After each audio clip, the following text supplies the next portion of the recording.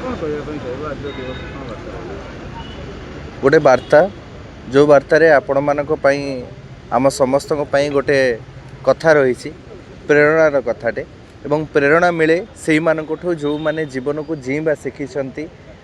अनेक किछि अभाव थिले भी से माने ता भीतर खुशी रहिबा जानी तेणु अंतर्जातीय भिन्नक्षम दिवस उपलक्षे जो पदयात्राटी आज बारिपदार होउछि अनुष्ठित होउछि सेतरे मु सामिल हो पारिछि निश्चित भाव में मो पई गर्वर कथा एवं धन्यवाद देवी समस्त को प्रचेष्टारे थिबा समस्त शिक्षक शिक्षयित्री एवं सबु पिला मानकु मध्य बहुत शुभेच्छा अभिनंदन जणाइबा चाहिए एवं भगवान प्रभु श्री जगन्नाथ से बहुत कोटि परमायु दिंतु बहुत खुशी रे रखते एवं समस्त को पूरा समाज को कहवाई चाहिए जे सम्मान समस्ते